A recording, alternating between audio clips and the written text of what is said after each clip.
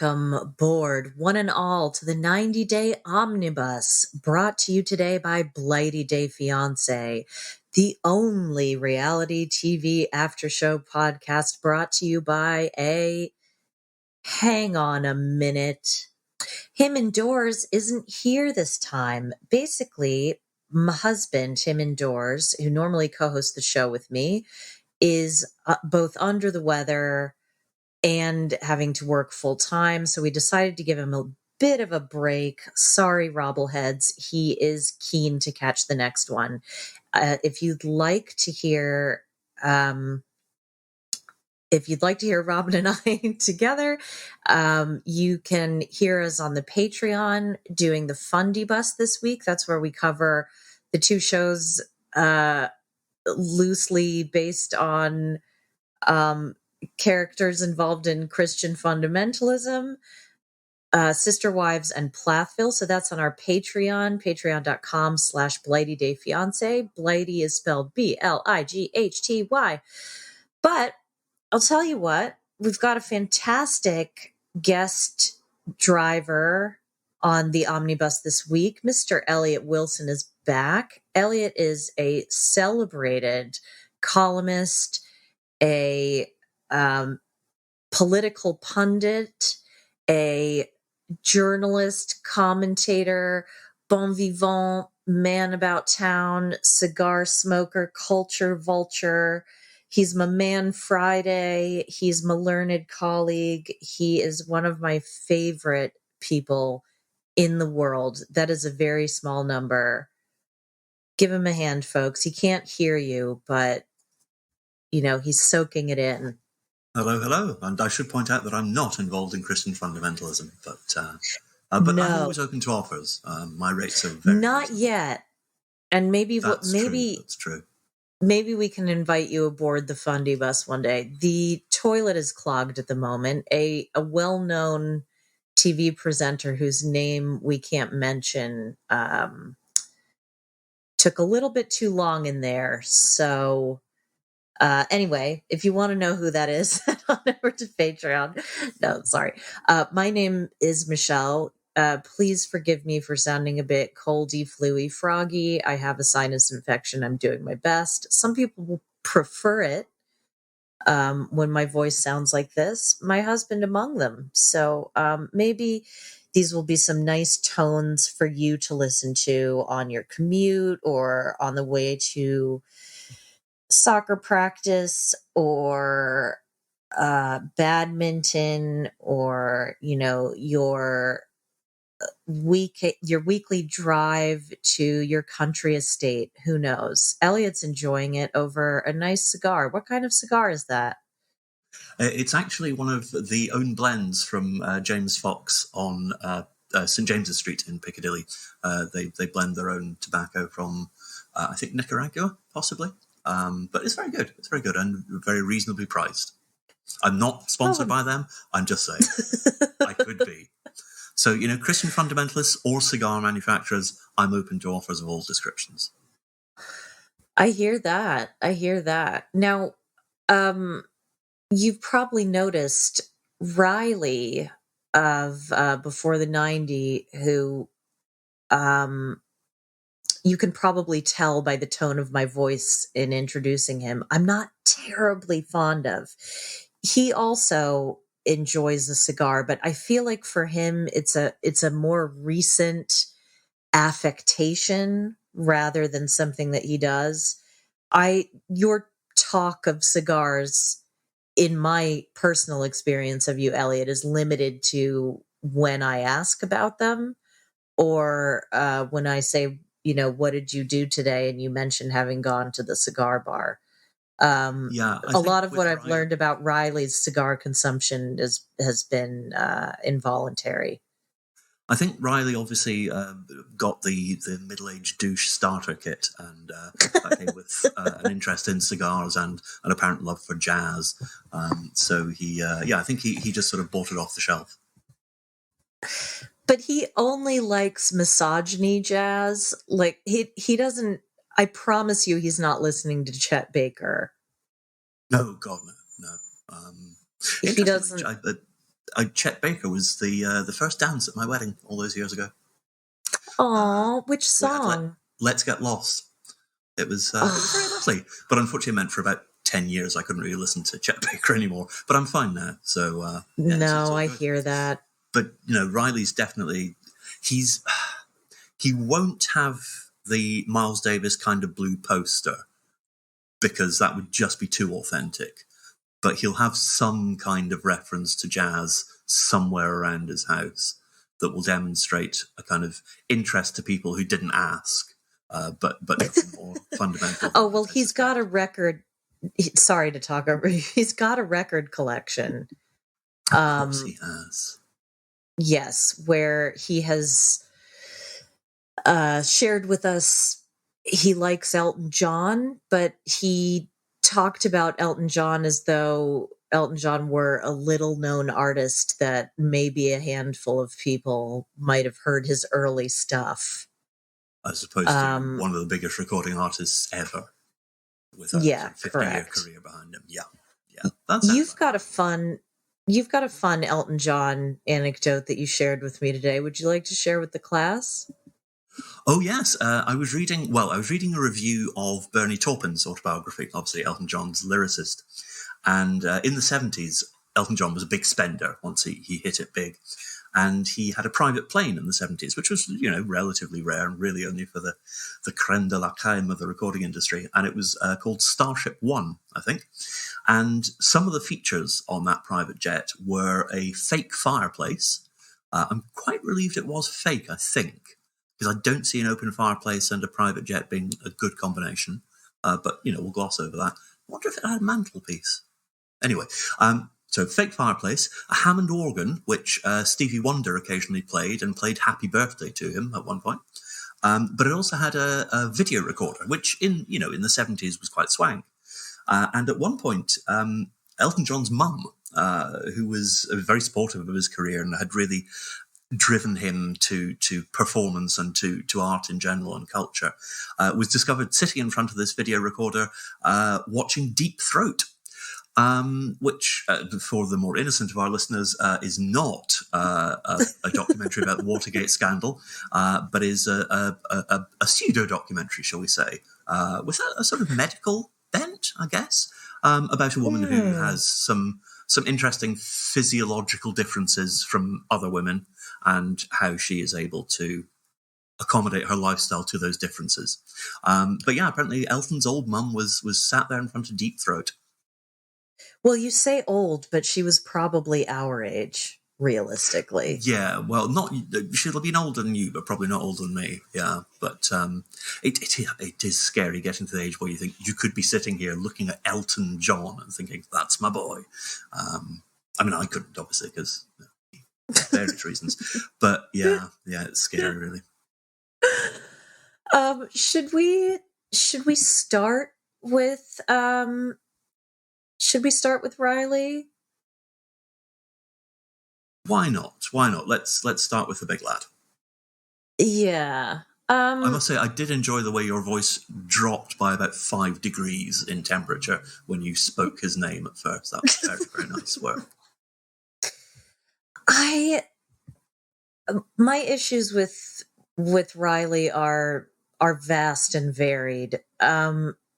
I don't like to be put in a position where I have to say unkind things about a man who has a dog.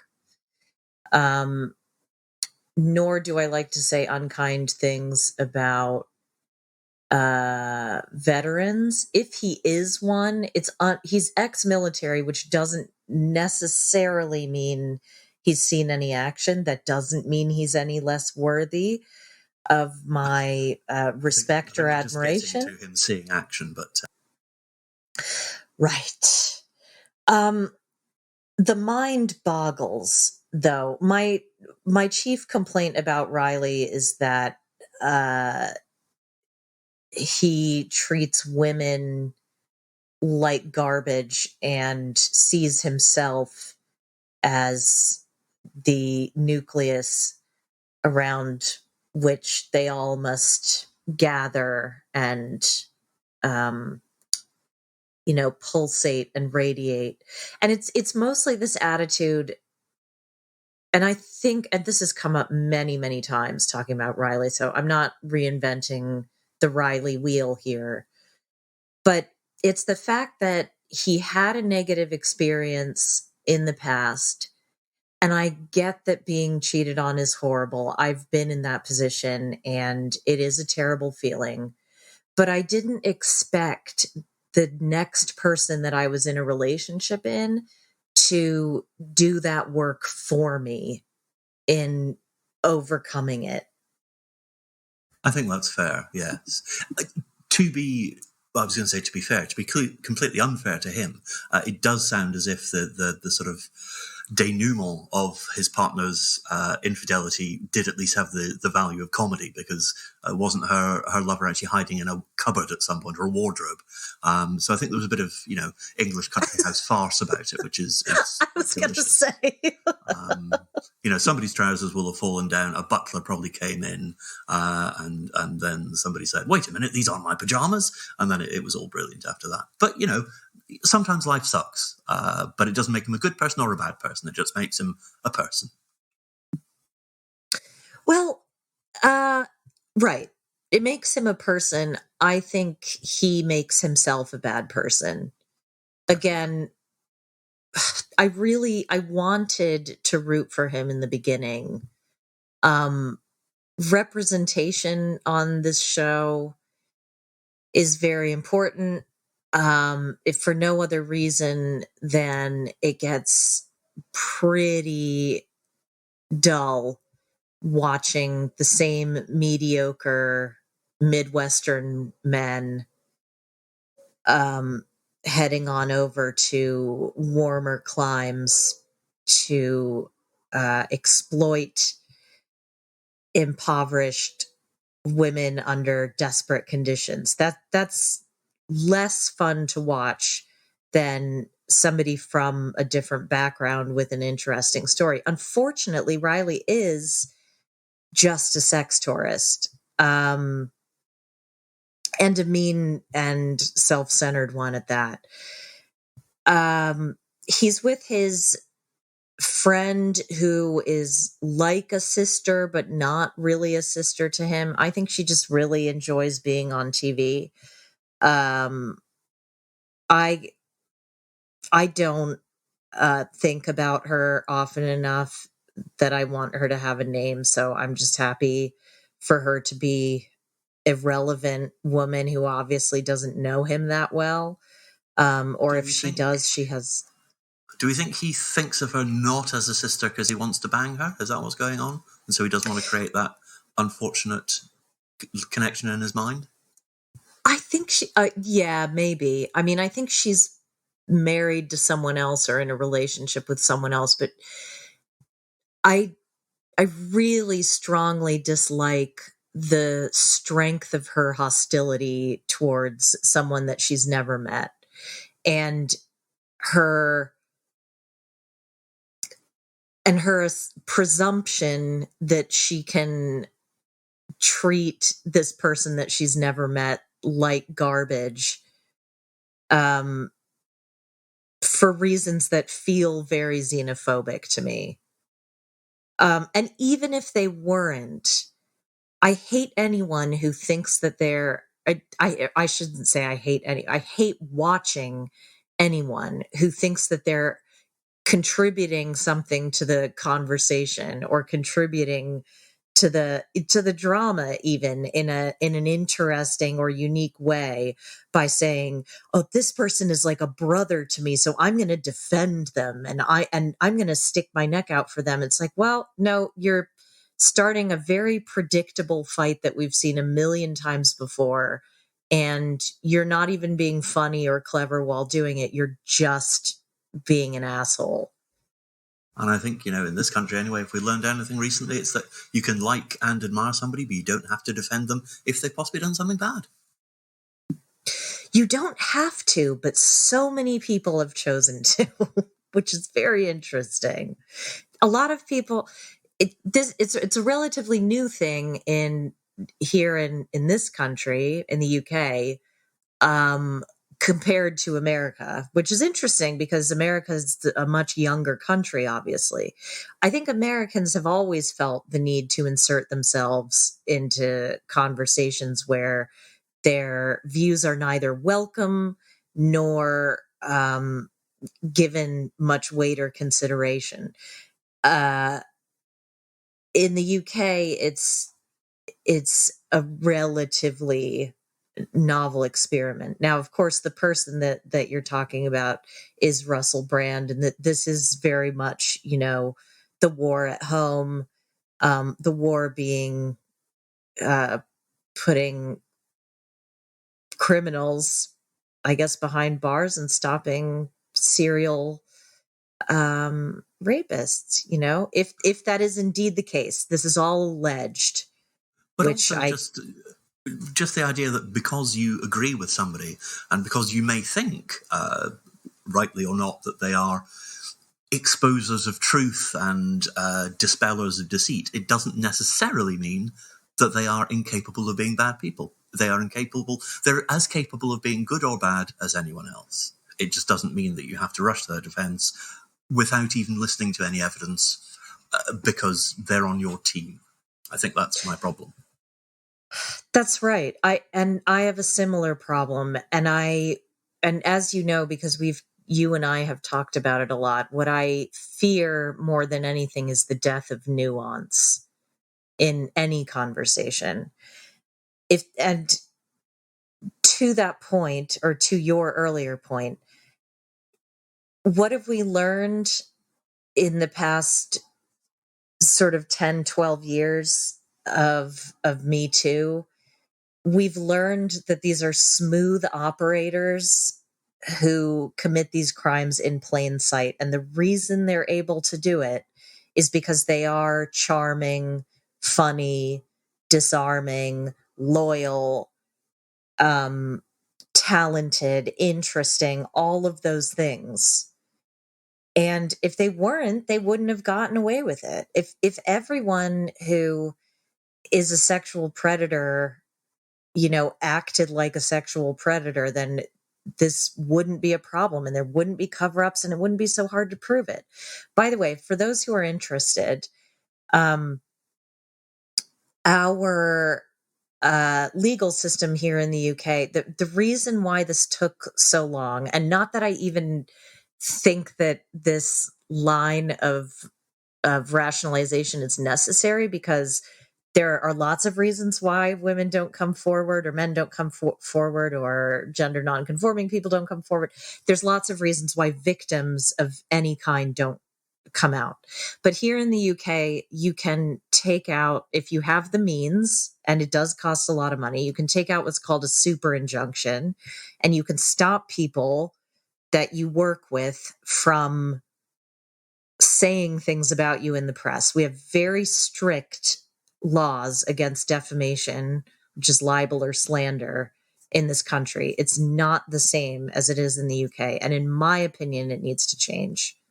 And I think I'm right in saying that if you have a super injunction, it means that nobody can even refer to the injunction itself. Its very That's existence correct. is covered by an injunction, as it were. So it's kind of injunction Yes, that's on an right. injunction. Mm-hmm.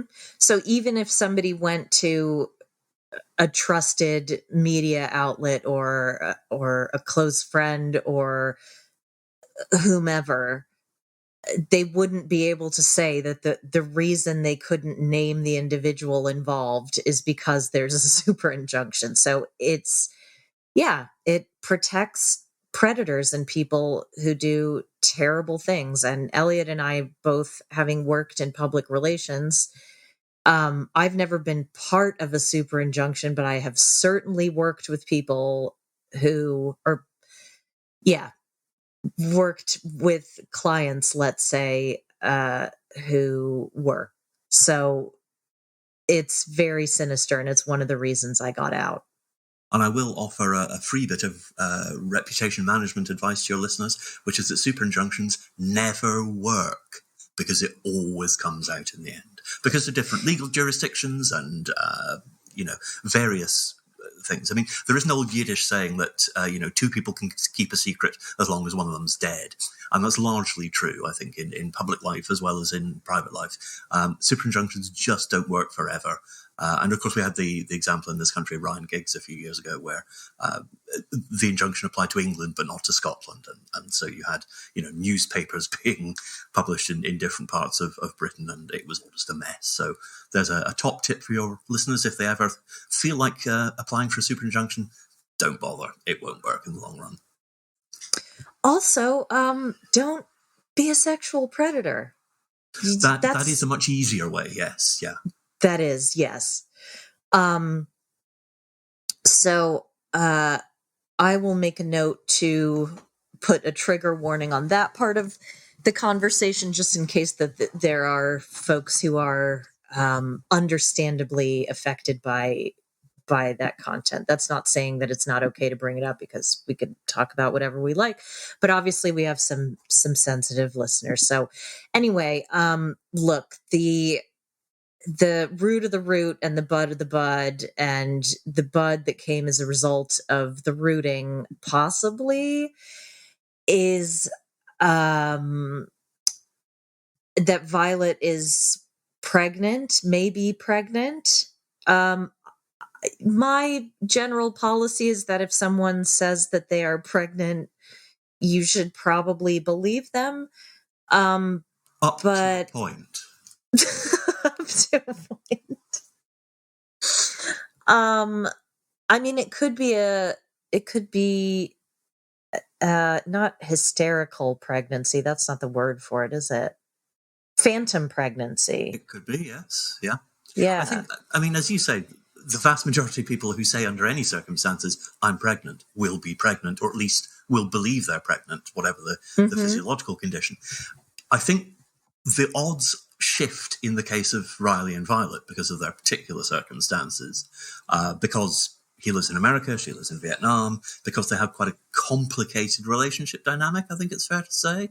And because I think, this is literally my second episode of the series, so what the hell do I know? But Violet doesn't seem the first person I'd go to if somebody says, do you know somebody who's really stable and can be trusted?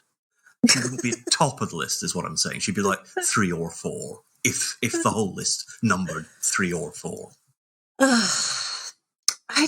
It's very hard for me to get a read on Violet. I don't. Again, this is not an area where I'm comfortable casting doubt or aspersions. I think whatever has happened has happened. Maybe she was pregnant at one time and is no longer pregnant.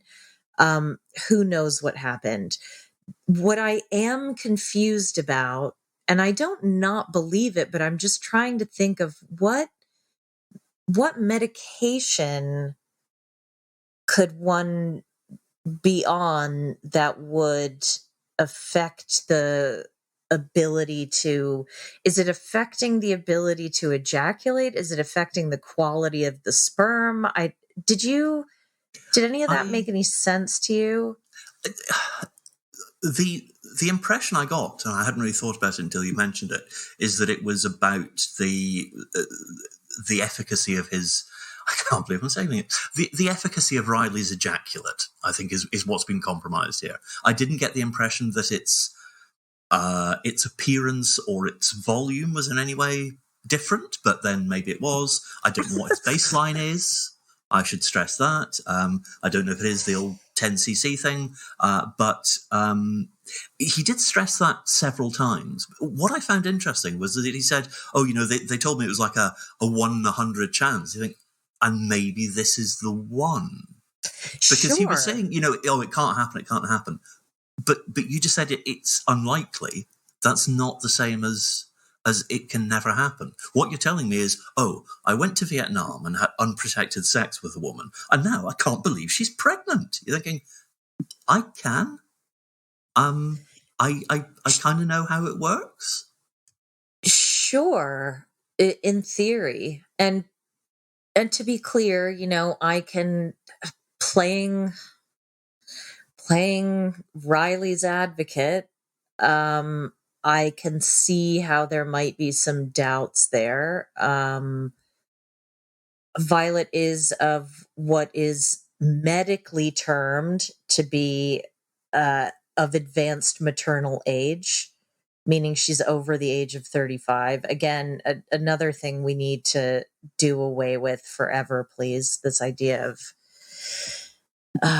advanced maternal age or geriatric pregnancy. Yes, geriatric was quite recently only dropped, wasn't it, for over 35? I remember my sister saying that, my sister's just had a baby and she's 32, 33, and she's saying if she leaves it much longer, she would be a geriatric pregnancy. And she did not look happy about that, because I don't think geriatric is really a word that any woman in her early 30s welcomes.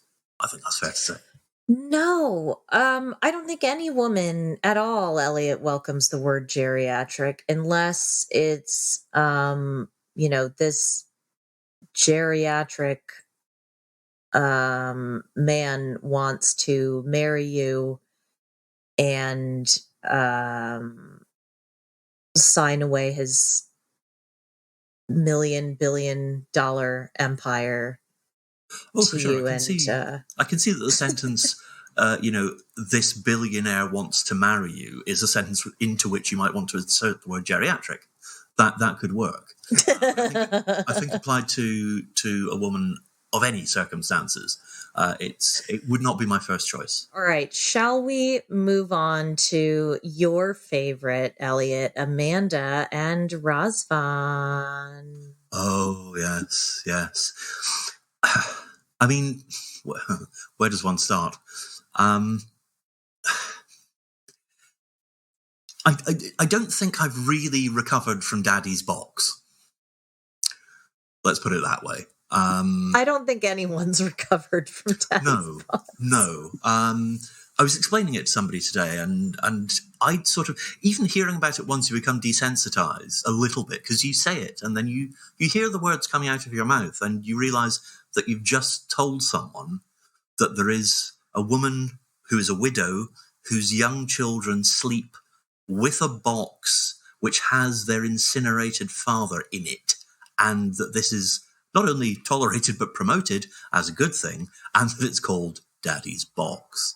So, yeah, I'm still not over that. But I should say that I know you were not a fan of Amanda, particularly, and I had perhaps been initially less critical than I should have been for superficial cosmetic reasons. I will say, having been exposed to her twice, in a purely metaphorical sense, she does look like a bit of a nightmare. Yeah.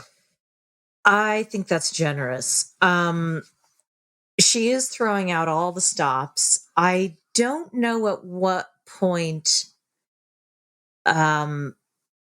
She must have recognized that the power dynamic shifted, and now she's desperate to have it back.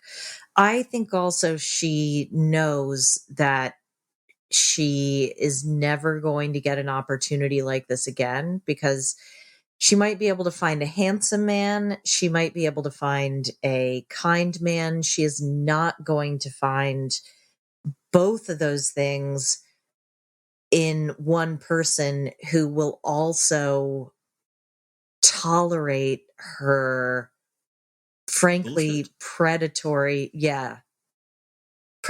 creepy, bullshitty ways.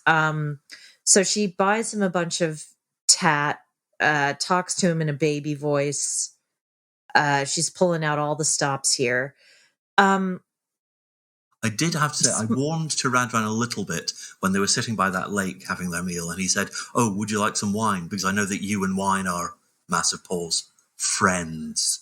I thought, "Oh, you bitch, but I love you." I thought that was great.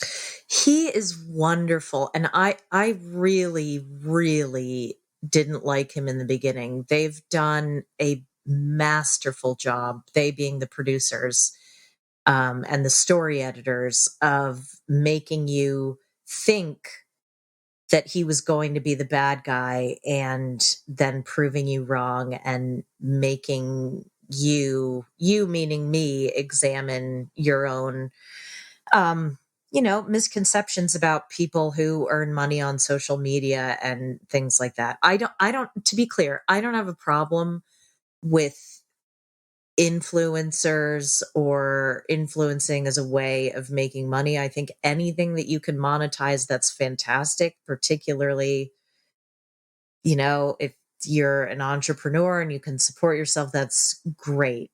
It, I wouldn't feel comfortable dating someone who made money that way. I would find that extremely difficult.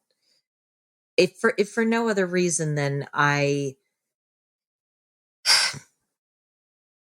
really struggle with, even as a podcaster myself, with a moderate following of really loyal, really wonderful, beautiful, fantastic listeners who I love and whose devotion I'm grateful for every single morning when I wake up. I still am uncomfortable with the idea of somebody showing every aspect of their life and kind of giving that away. Does that make sense? I feel like if you're not holding anything back, I think some people, maybe not all people, but some people would start to lose their sense of self slightly if your livelihood, if your existence depends on full disclosure of everything you do, then it must become a little bit performative. Do you start to second guess yourself and think, well, will I do this because this is what instinctively I would do, or will I do this because it will be good on my Instagram or whatever? Right. And do you think oh God, I hate asking questions like this because I don't even want to breathe this into existence. But as there is currently research being done on, and I have no idea who is signing up for this or how this is in any way ethical, to create sort of a seamless connection between the internet and the brain. I wonder how one would self-edit or curate any of their content if they're literally connected to the internet through their brain. I think we can all agree that it's a good thing that my brain isn't connected to the internet. But I mean, I think, I'm very lucky in a way because, I have a smallish following on Twitter, but it means that people do follow me. But it's demonstrated to me again and again that people clearly have no idea what I'm actually like, because you occasionally get things like, oh, well, you're just a sort of lefty or whatever. And you think, have you met me?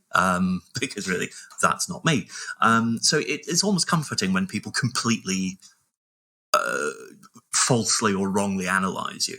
But, I'm not in the position that an influencer is where, your breakfast is part of your brand or whatever. Right. And I think that there is a danger of creating a brand which is yourself seamlessly, as you say, that without any kind of divisions. So, that's it must be difficult. And I think it must be difficult, but extremely easy not to realize it's difficult. And that's where the real danger lies, I think, if you don't realize that it's happening. That's what worries me so much about children. I mean, my son Alfie, not his real name, as you well know, has grown up watching other kids on YouTube shill for toy companies and video games and all the rest. And I worry about those kids. I don't know how that differs from child actors, which now there's a lot more awareness around the fact that these are children and that maybe we ought to not treat children the way that we treat adults. But there's anyway, now I'm just being old man shouting at cloud. But yeah, I those were the concerns that I had about Razvan, basically. that he didn't have any division between, that he was just this sort of soulless influencer type who just wants to be not wants to be an actor, but wants to be a celebrity, wants to be famous, wants to be a movie star. So less caring about, whether the acting component is really, but I see now he's just, he's been raised by a really lovely, caring family with good values, and I'm just going to come out and say it. She does not deserve him because whatever she's going through, and again, going through bereavement myself, I'm not going to grief shame anyone or say that there's any one way that somebody needs to deal with death. I'm pretty sure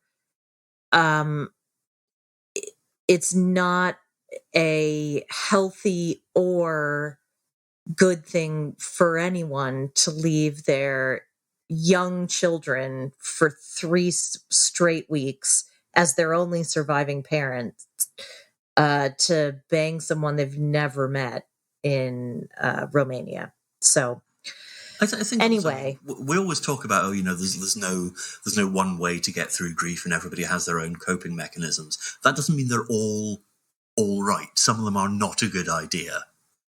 We talked about Queen Juana of Castile last time I was on, and there are various ways of coping with grief and with loss of a partner or child or spouse or whatever, and some of them are clearly not going to help you get over it. And I would have thought, that keeping your husband in a box is not a good idea. I do wonder, though, do you think Radvan ever thinks, is there a box for me? Am I next? Some theories have been floated that are not far off from what you're suggesting. I certainly can't comment on whether, in the words of one of our listeners, she's a stair pusher or not. I wouldn't put it past her. I, for one, was horrified when she said to the server, I'll have a glass of wine and I want a salad. It's a small point of order. It's a small thing, but it really bothers me. I think there's a huge capacity to judge somebody's character by the way that they treat not just waiting staff, but waiting staff in particular, but as a representative of people who can't answer back, people over whom you have power. And I think the way that people treat people over whom they have power, people who can't answer back, is hugely illustrative of their wider character. I think people who are rude to waiters or waitresses 95% of the time are dreadful people. With the exception of my mother, who is delightful and is getting better at that. Yeah, she is often very rude to waitstaff.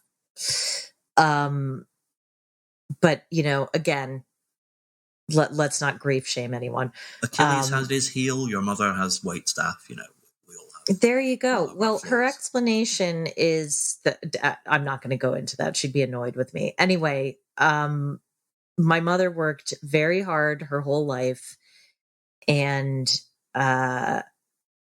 she's done a lot for me and for other people, and she's a wonderful person who cares deeply about everyone in her life, and I'm not going to begrudge her a few minor character flaws. So Amanda presents Razvan with a letter or a card that she has clearly taken, entire minutes to write. I did transcribe it so that we can pick it apart. My theory is that she wrote this all down so that she wouldn't have to say it face to face because she didn't think that she could sell it. But again, that might be my filter. So, Razvan, these last 3 weeks with you have been crazy, but also some of the best time of my life. You mean so much to me, and I don't want to go one day in this life without you. You are my soulmate, my protector, my knight in shining armor, my one true love. I will do anything for you and us. I am sorry for everything I've done. I love you. What do you make of that?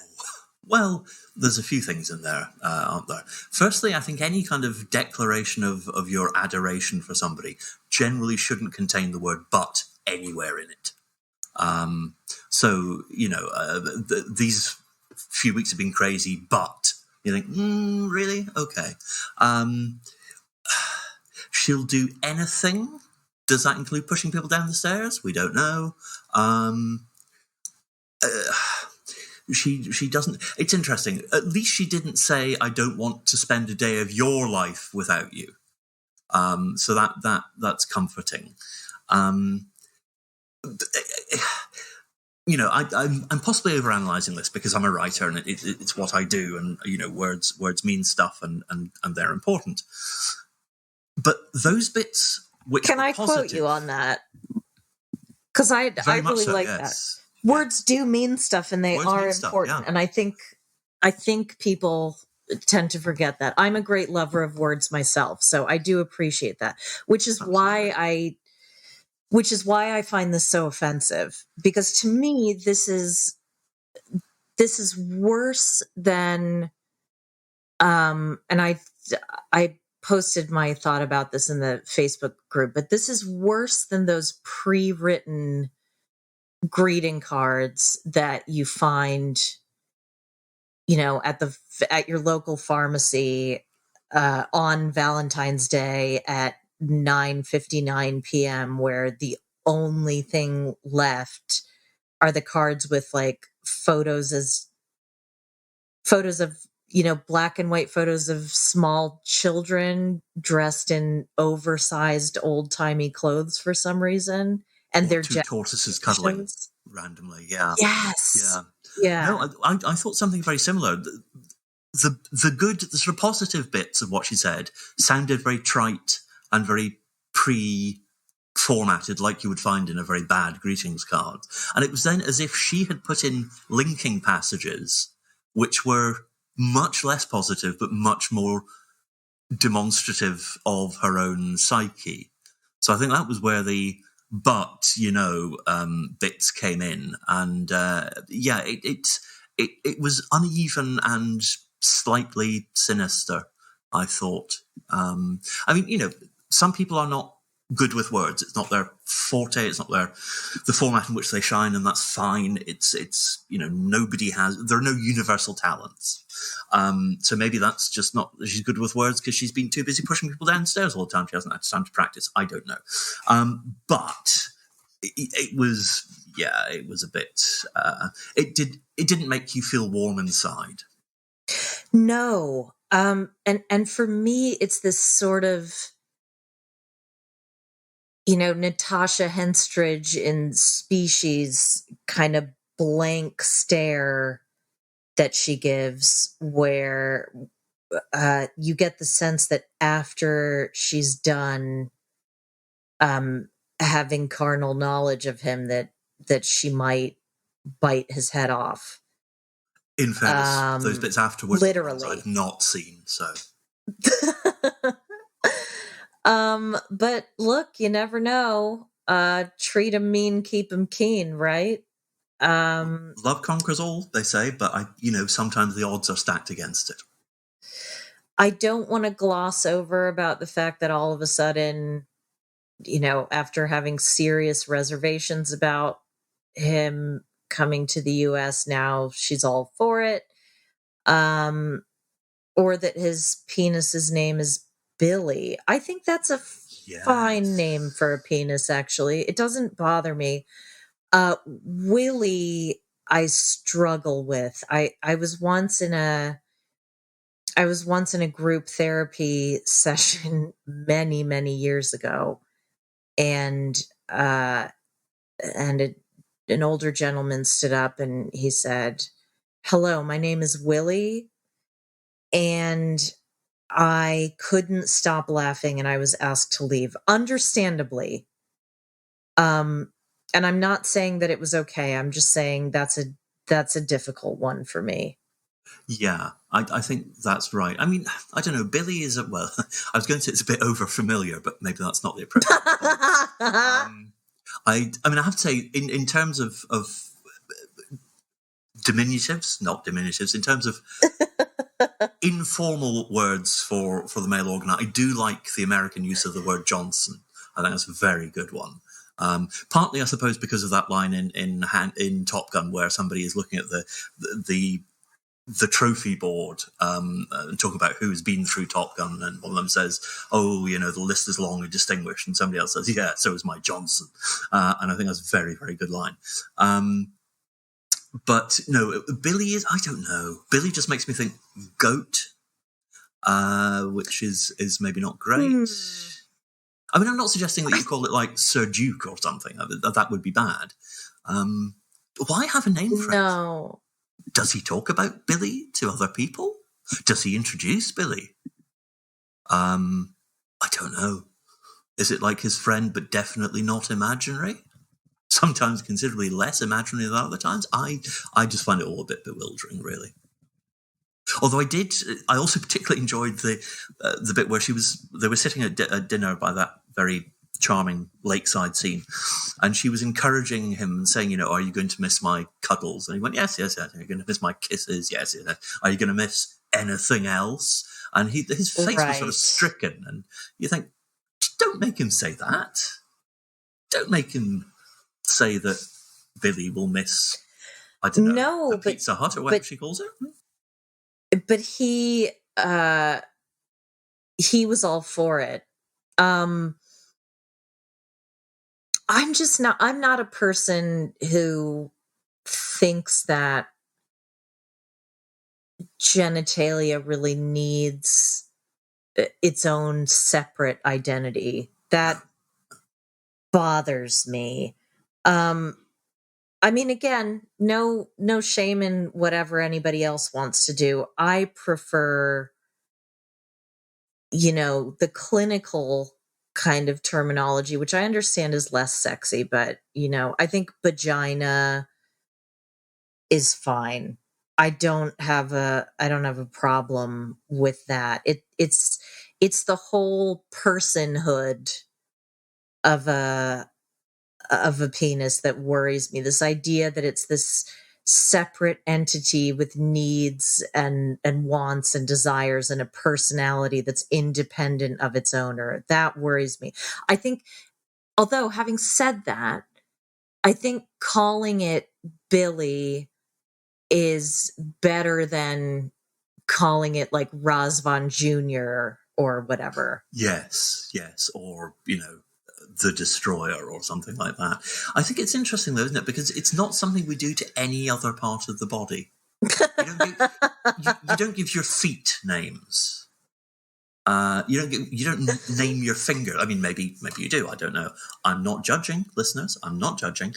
But I can't think of any other part of the body which we would name and create a sort of pseudo-independence for. Maybe it's a kind of getting in before the act and saying, "Oh, wasn't me, it was just Billy." But I don't know. It's just all very odd. That's even worse. Can you imagine if, I mean, I'm pretty confident Russell Brand has a name for his penis. Can you imagine? Oh, for sure. He tried to make an argument that. And it's probably, it's going to be called Captain Jack or something, isn't it? I mean, it's probably like Charlemagne or something like that. Yeah. Yeah. Probably not Louis the Fat. No.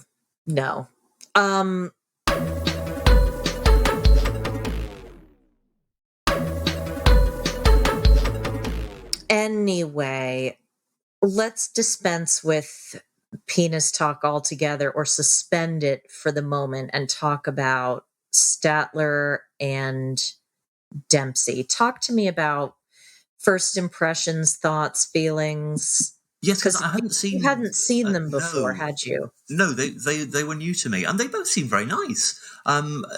It took me a little while to work out. Well, firstly, I should say I had a slight barrier at the fact that she was called Statler, because Statler to me means one of the old men in the Muppets in the balcony shouting, "Boo! Here's rubbish!"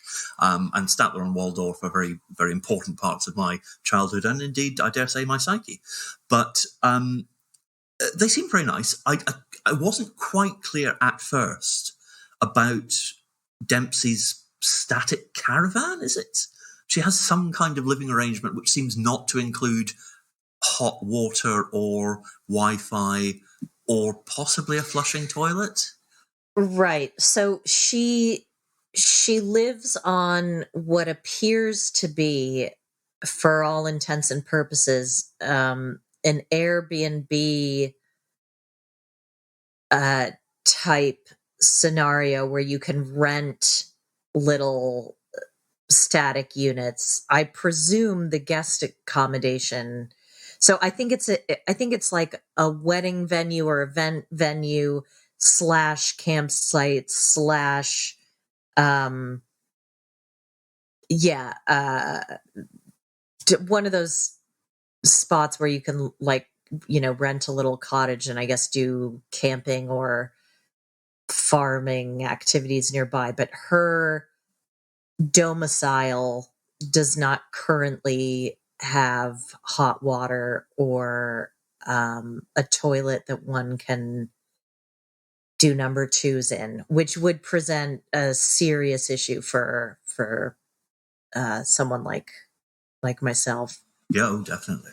No, because when Statler at first was saying, oh, maybe I'll miss the Wi-Fi and the hot water and stuff, I was thinking, we do have those in Britain. I know it's, we may take a little while to catch up with some of the mod cons, but we have got Wi-Fi and indeed flushing toilets. But then I realised that there was some kind of special nature to the living arrangements. It wasn't just that she thought we didn't have those in Britain at all.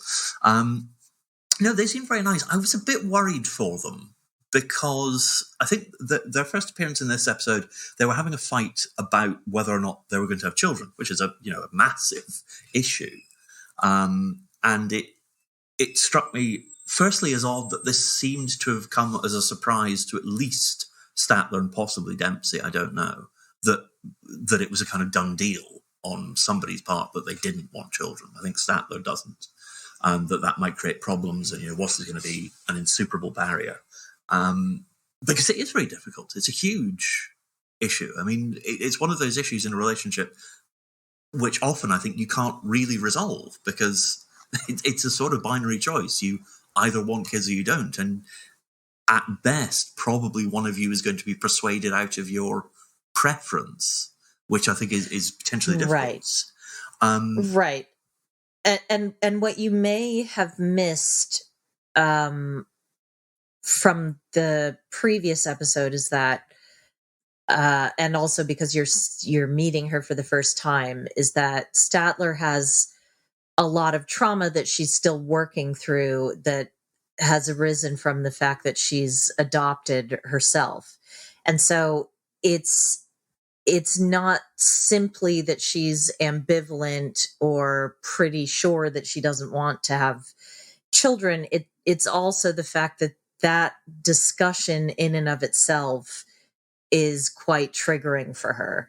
And because she is, like yours truly, neurodivergent, in stressful situations like that, when one gets dysregulated, and again, I can't speak for all neurodivergent people, but I can speak for myself, and I understand that this is a common experience. Sometimes you can have a discussion where it becomes kind of an all or nothing thing, and the intensity of the discussion itself really requires that the other person, as particularly if they're your partner, understands that in that moment what you need is to ground yourself and be comforted and kind of get back down to earth, rather than ratcheting up the discussion and amplifying it and making it 20 times worse. Because Statler's core fear is rejection and abandonment. So to feel rejected and abandoned over being ambivalent about having children, I think is really upsetting. And I'm not saying that Dempsey understands that or appreciates that that's what she's doing, but I would have preferred that Dempsey had focused on the woman that she's with and not the hypothetical children that she may or may not end up having, because they're both very young. I mean, Statler's early 30s and Dempsey is late 20s. There's plenty of time. It's not like, it's not that pressing an issue. No, they've got 2 or 3 years until it's a geriatric pregnancy, so it's fine. The one thing I will say is that I didn't think either of them was fundamentally a bad person. And that sounds like damning by faint praise, but, given my attitude to most people I meet, that's extremely high praise. I thought they were both perfectly well-intentioned, very warm, generous people, who genuinely, I think, wanted to be together. I just worried that there were issues which I don't know if they hadn't addressed, or if they weren't going to be able to get over, or if they were minimizing the importance of the relationship seemed to me to depend on a lot of hope and goodwill and, seeing the best in every situation, and we can get over this and all that kind of stuff. And that, I think, was a bit worrying. But, I wish them all the best. They seem very, very sweet people. So fingers crossed that they do find some bridge to happiness, maybe with a flushing toilet as well. Who knows? Yeah, I mean, ideally, the toilet would present a problem for me. I also think that they're just very, very different people. And even though they certainly have a chemistry that's very obvious there. I'm not sure that they are each other's best partner. Do you know what I mean? Yeah. There's just a lot of not that you would necessarily get that from one episode, but I appreciate that you picked up that, yes, it is damning with faint praise, but also compared to some of the other couples here, it's quite disheartening, when you have two people who are genuinely in it for sharing their story and their love and being together. And again, representation really, really matters in shows like this. And I can't help but worry anytime that there is an untraditional pairing, or a pairing that we don't see as often, be that a same-sex couple or an interracial couple, or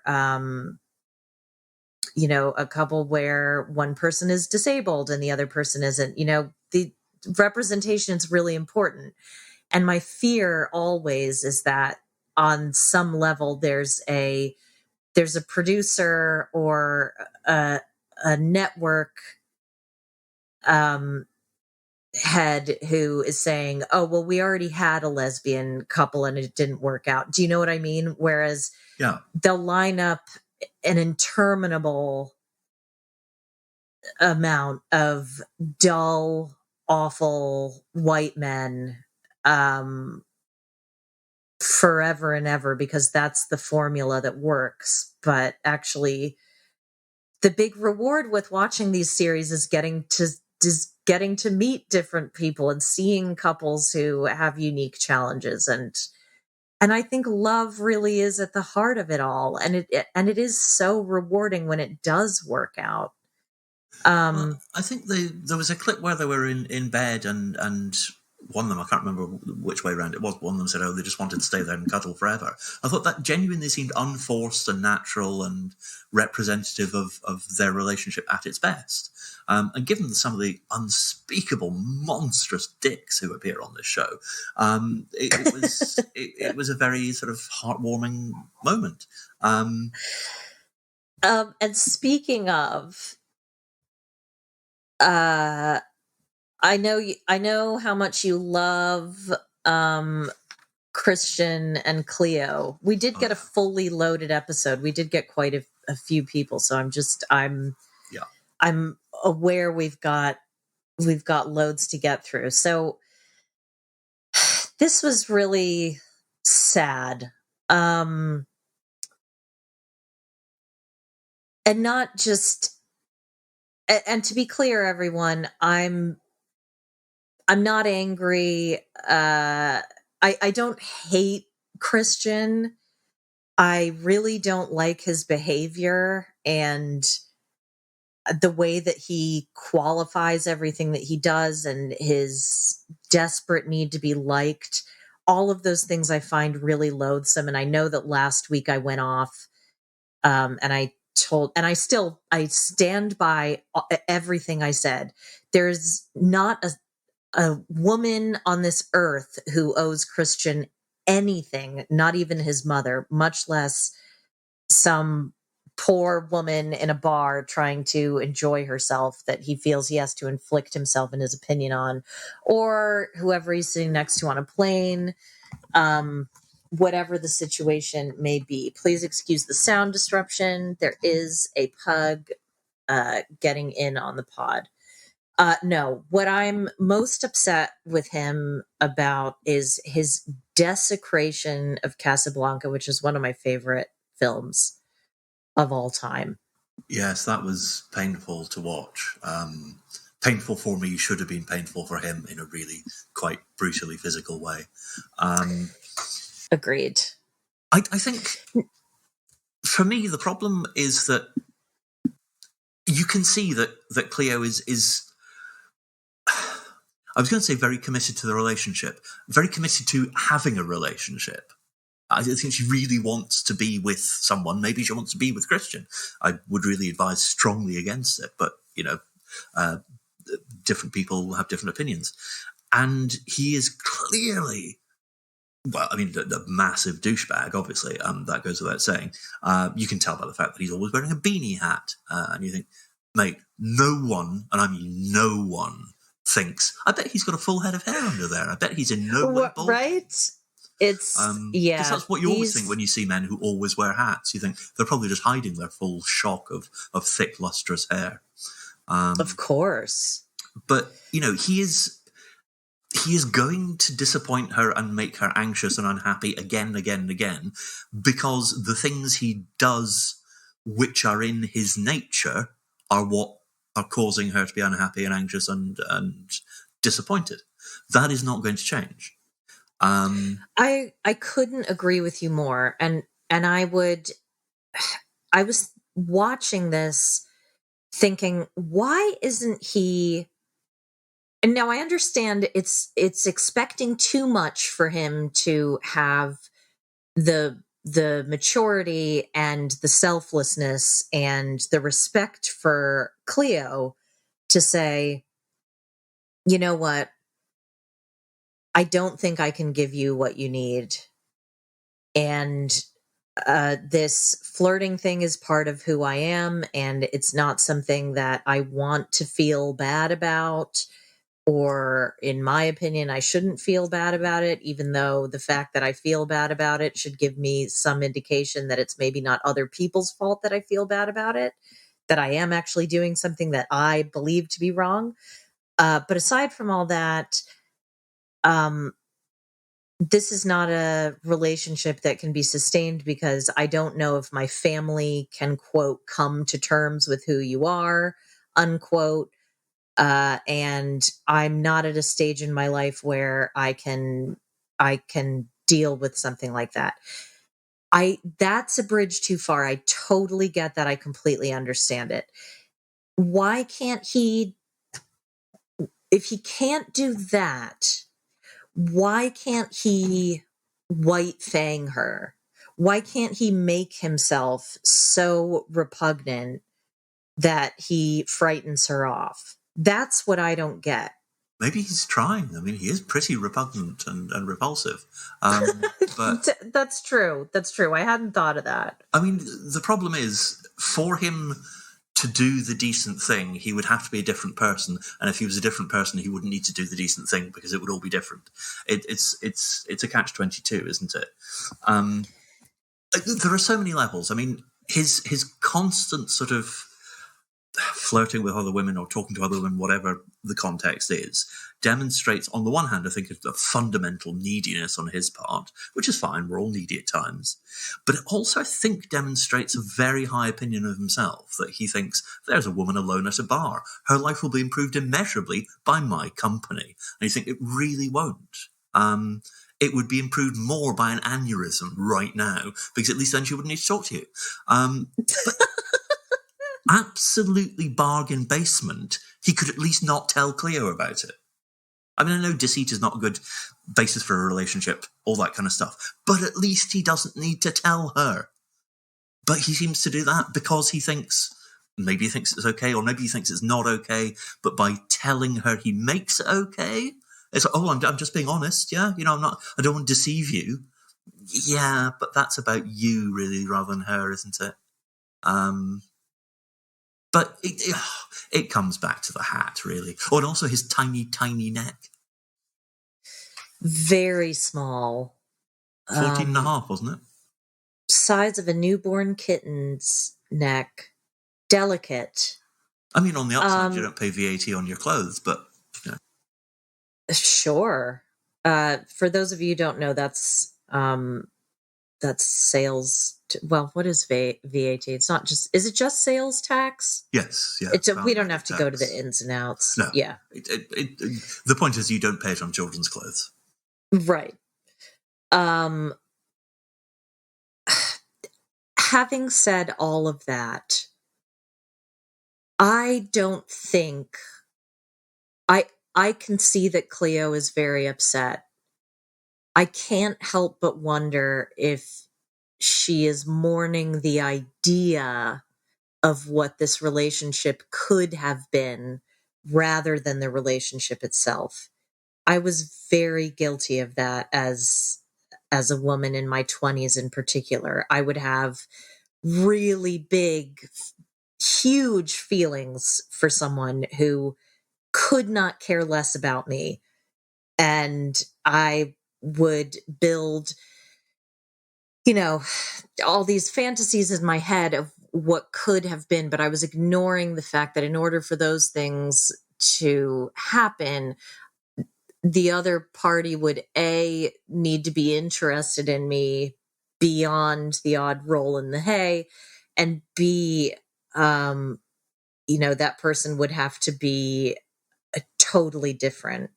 And so I wonder if this is, something that is very romantic in theory, really horrible in practice, and that Cleo's maybe not. And again, perhaps by virtue of her neurodiversity, maybe not quite checked in with the fact that the bad feelings aren't just disappointment. The bad feelings are this relationship not working and this not being a match for lots of reasons.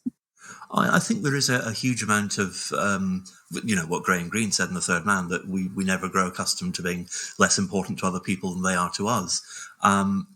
But, let's face it, 99% of the world's population would probably have an appreciably better experience if Christian were killed in a freak yachting accident. Because at least then she could remember him as a hero who went down with the ship, and that would be nice, and she'd be free. Obviously, his parents would be... they'd have a bad couple of days, but, I jest slightly. But it's not going to work, is it? fundamentally. No. And it's not going to work it because of who he is, the way he is, and because of some of the expectations and hopes and aspirations and requirements that she has. The two are incompatible, but he's also a douche. Maybe we can arrange for Amanda to push him down the stairs. Maybe he has his own box in his future. This is Christian's box. Although I dare say he has, or she has, higher standards. Not for herself, but for the people that she dates. Now I'm going to save the best and most fun for last. I have to say, I'm going to go to Gino and Jasmine here via Canton, Michigan, where Gino is giving you his best Freddy Krueger's auntie outfit. He's decorated the room with Panamanian flags in eager anticipation of a positive outcome. Jasmine's wearing a pink suit with heels that she can't walk in, something I would not recommend if you're going to a building where you're going to have to do lots of walking. I remember when I started volunteering at the Royal Courts of Justice when I was in law school, I wore heels the first day, and I learned the hard way that building is not the place to wear heels.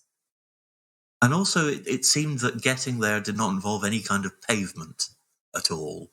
No. Walking through grass verges. I know this is, one of the things I notice about the States, being a British person, is that in some places you're not as good at thinking about people might walk somewhere as opposed to might take the car. And, it's different societies, different concepts of distance.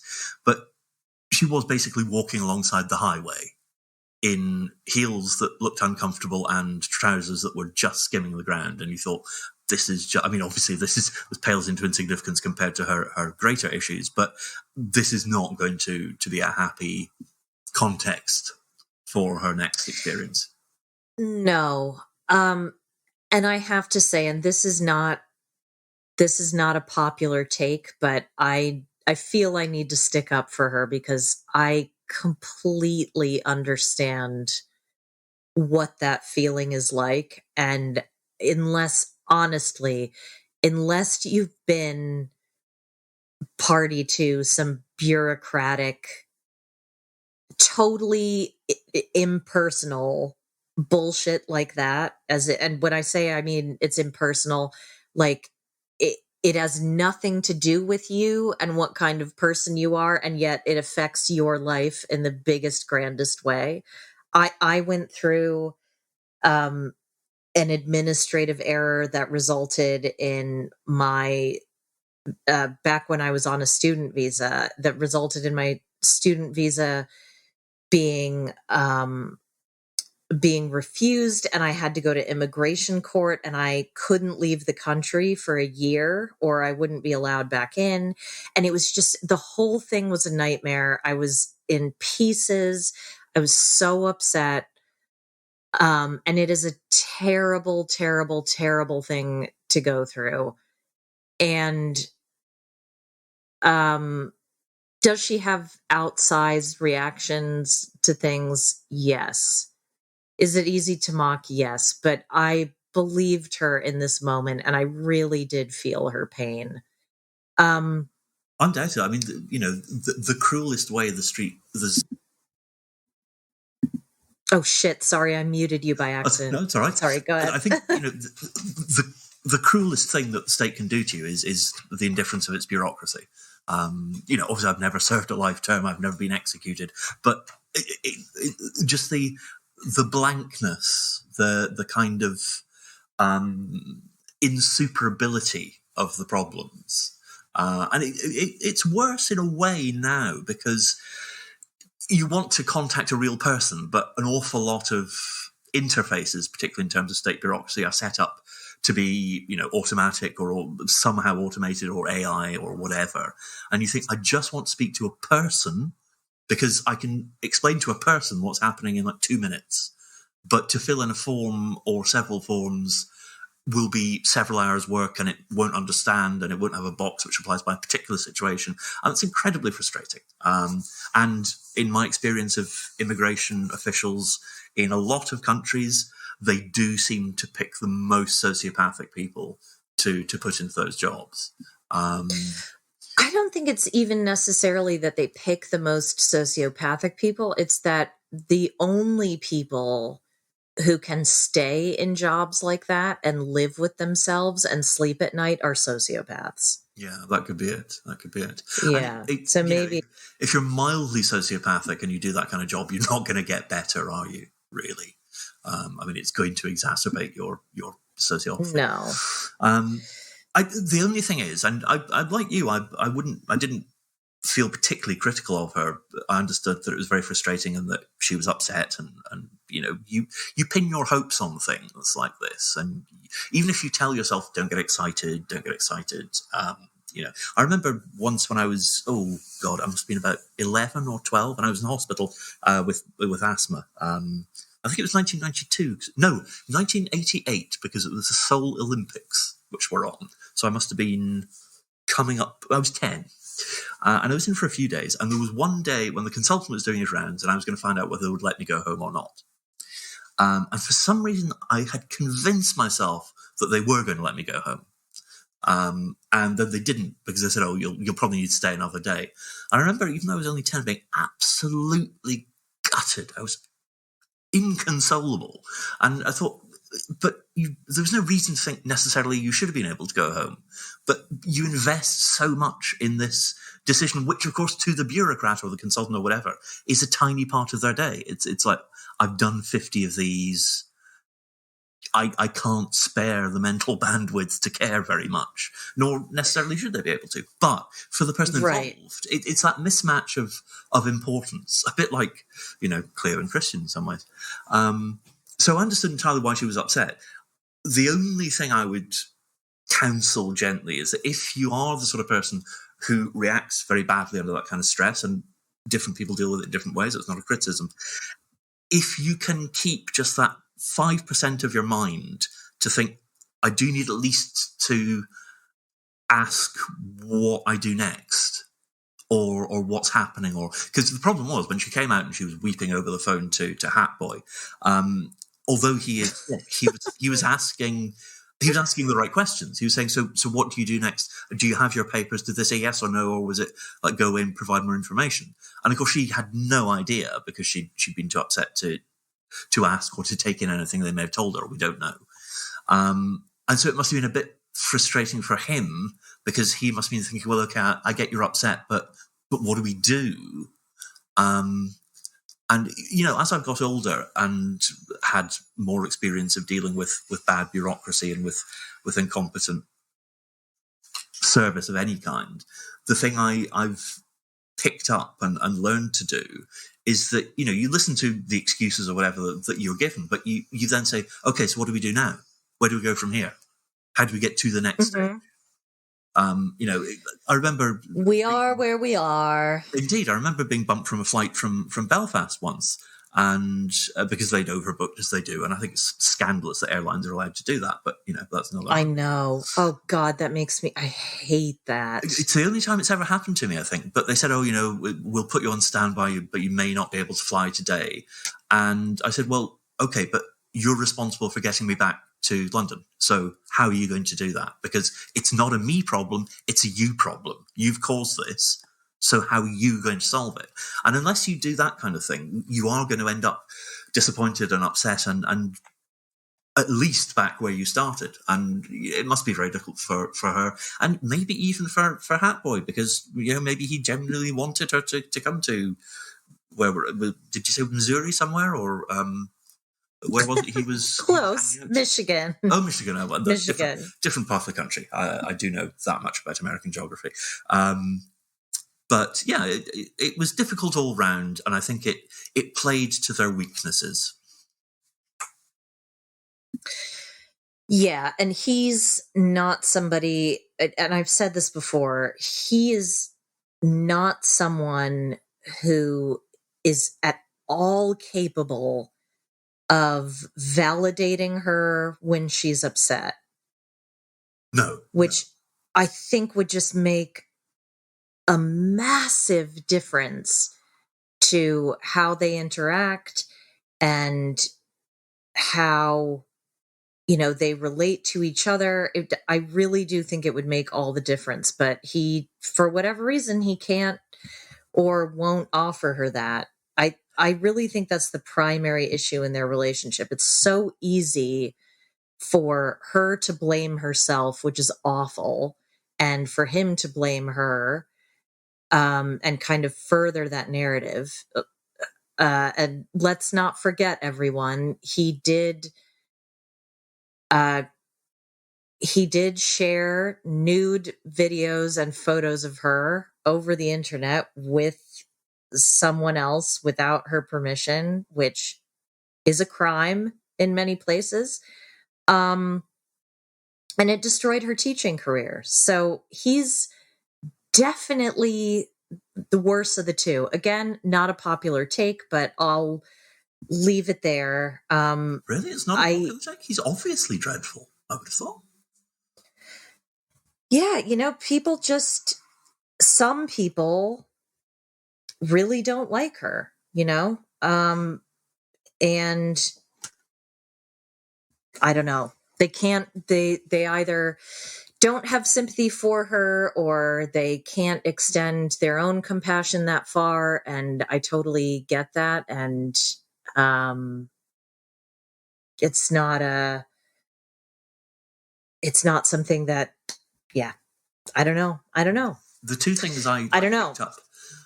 Firstly, I mean, I genuinely do love the fact that when they argue, her response is to go nuclear and say, "Do you want to see a video of me fucking my ex?" I mean, I love that. I genuinely do. Oh, sure. Yeah. That's perfect. I'm here for that. Yeah, but I also did wonder, does he make all his friends wear hats just to make him feel okay? Because he'd given his little friend a hat with the Panamanian flag on it. Is it like, oh God, you're into Geno's, better wear a fucking hat? Jesus. I think it's just cold. It's a cold weather thing. Because there's a kind of hat bro thing.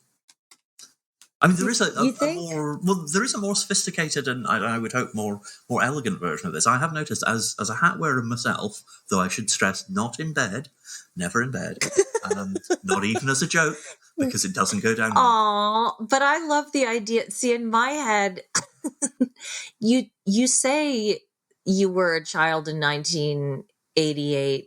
I think that you are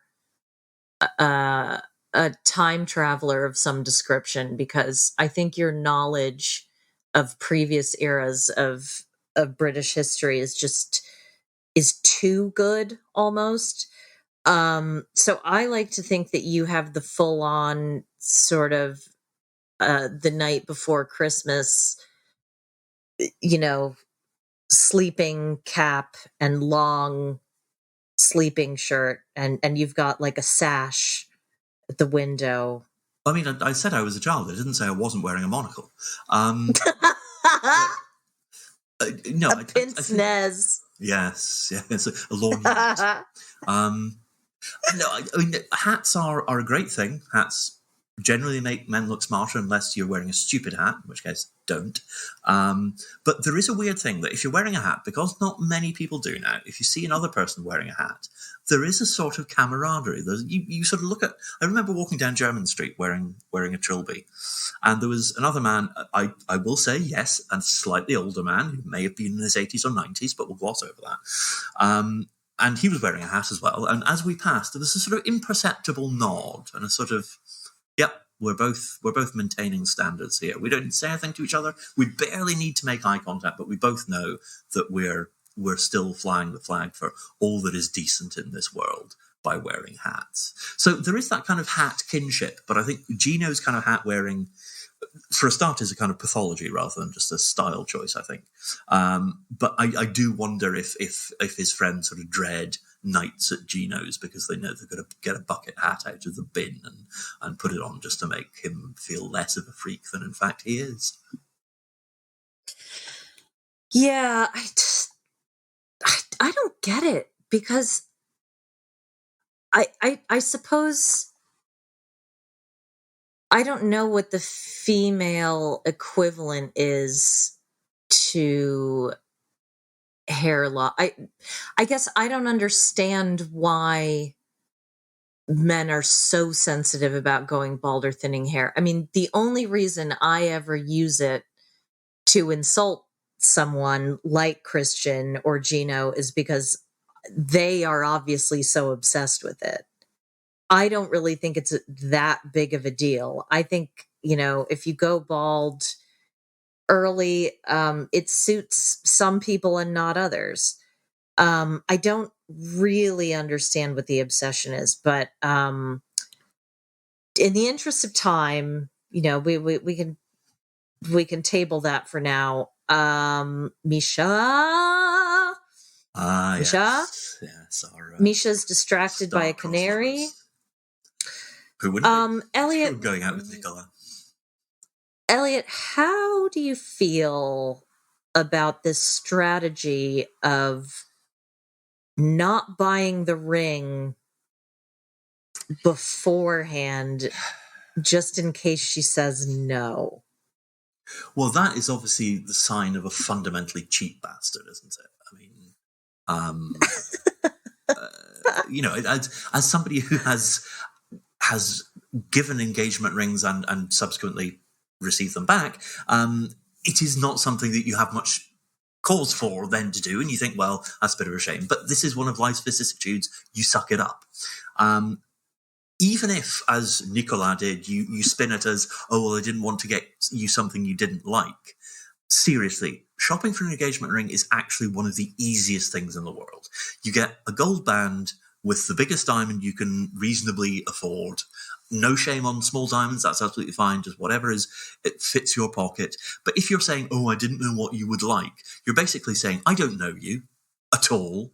But more than that, I have no interest in knowing anything about you. But let's get married anyway. But this piece of jewelry is of so little significance to me aesthetically that I thought I may as well just let you choose it. In fact, just give her the money. I mean, that's what it comes down to, isn't it? And even then, I mean,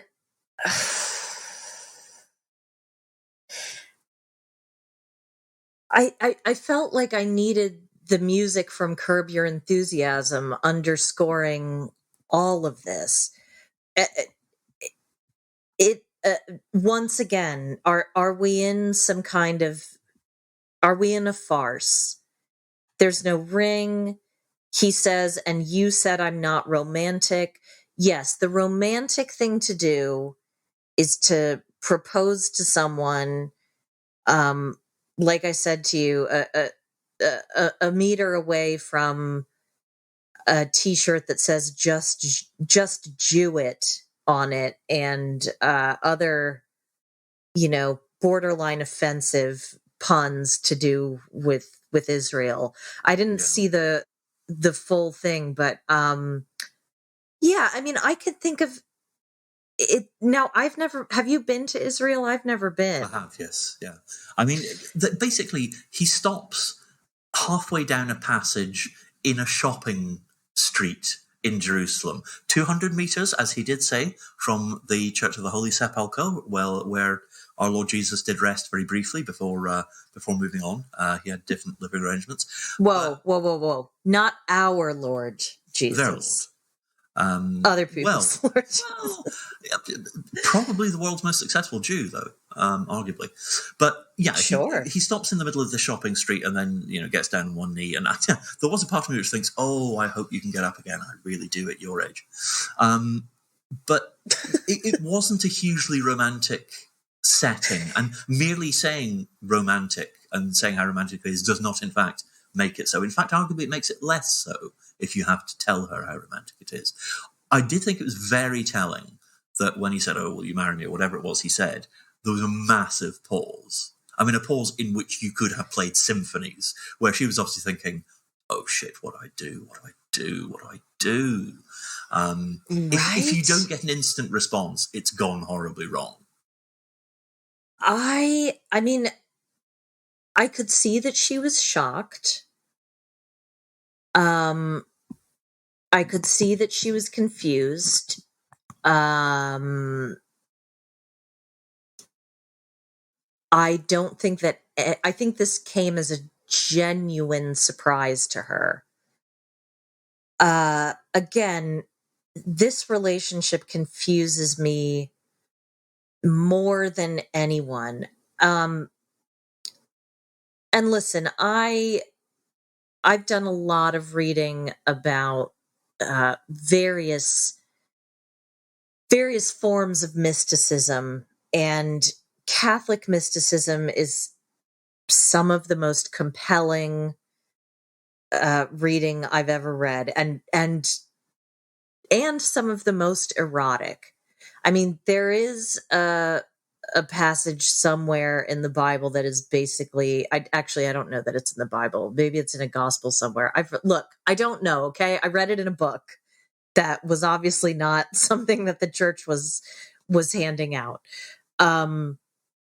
If But you just look at Bernini's statue of Saint Teresa of Avila being pierced by the Holy Spirit, I mean, her ecstasy is clearly of a very, very sexual nature, or pseudo-sexual, I suppose.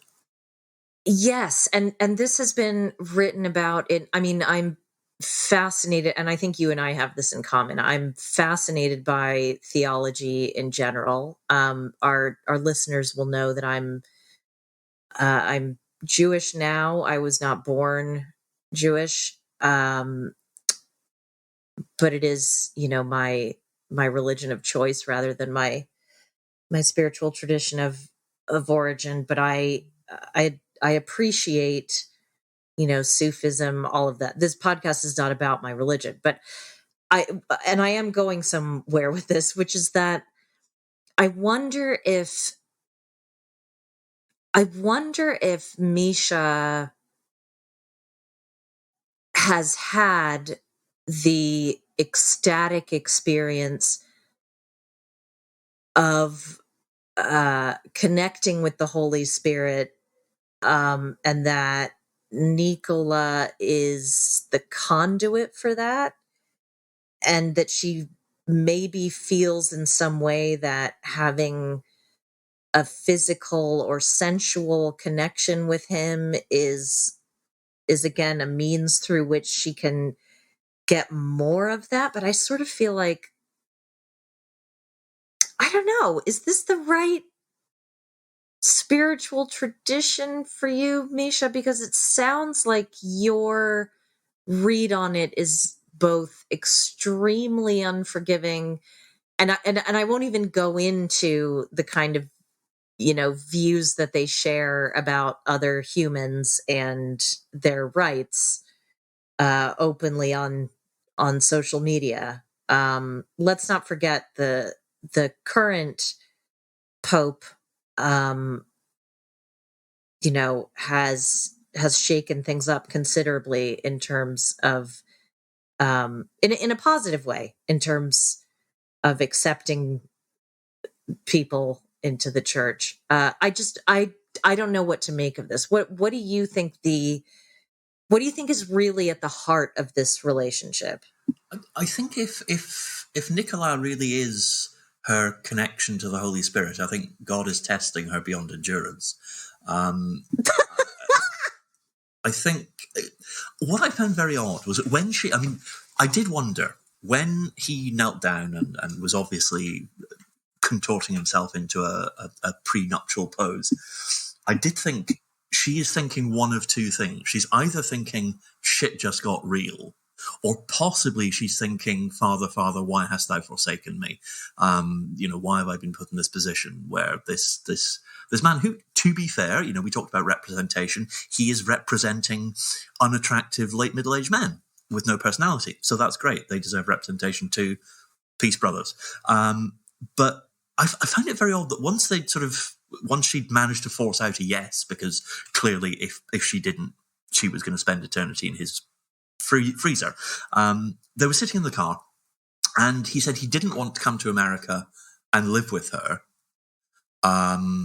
It was okay for a couple of weeks, as he'd done in the past, but he wasn't going to do it permanently, because that opened the door to the devil, and that made me think, aye, this is going to be good. And he basically now doesn't think they should bang because they're getting married, although they've been banging up till now. No, they haven't. No, she said they had. She said, "Oh, it's all been fine till now." Yeah, that was why she was so confused. No, I don't think it's the banging. I think it's the living in sin, the shacking up, if you will. Oh, so when she says living in sin, she just means living in sin. Oh, I just yes, yeah. God. I don't think they have done the deed, because in a previous episode he talks about his non-existent by virtue of the fact that he again has not yet had carnal knowledge of a woman, but he was pre-bragging about his sexual prowess, and when Misha mentioned that she may have to teach him a thing or two, probably based on the fact that the only time that we've seen something even close to a sort of, again, sensual interaction is when he was slapping mud on her body before they took a dip in the Dead Sea. He thinks that he fancies himself to be a pretty hot lover. I have to say, I think lesson number 1 is going to be where it goes, isn't it? I mean, I think they're going to have to start low and build up. I don't think we're talking, hand restraints and feathers at this stage. I think we're way below that level of sophistication. What I don't understand is he can't even listen to her or allow her to speak when it comes to simple things. I'm sure I don't need to tell you that. I mean, look, I am the owner of my own vagina, and find that I occasionally have to give instructions, and I have no problem with that. But you've seen many more than I have up close and personal. It's not an exact science. It's a delicate art, and it's a constant learning curve. Right. But I think you're right. When you say owner of, it's a bit like a morning suit, isn't it? It's always better to own than to rent. But no, oh God. I mean, just the idea of him, I get the impression he's going to sweat a lot. I mean, it's going to be pouring off him, isn't it? Even if it's not particularly warm.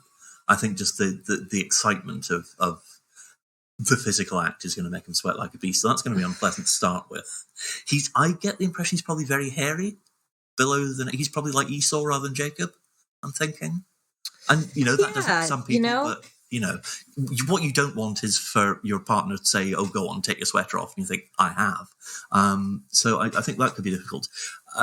See, I'm very into body hair on a man. I like it. I'm not so keen. Yeah. We need to be careful about the word very here. Right. I mean, it's not a fetish, right. I assume. It's not like you No. I have a type. My type is a swarthy man. I understand. I think, as you are aware, my sexual awakening, Rufus Sewell in Cold Comfort Farm. Go ahead and Google that, y'all. I haven't seen the film in many, many, many, many, many, many years. So if it hasn't stood the test of time, don't get mad at me. I'll tell you who has stood the test of time is Rufus Sewell, who is still a very good-looking man, yes. Yeah, a number 1. Hold the phone.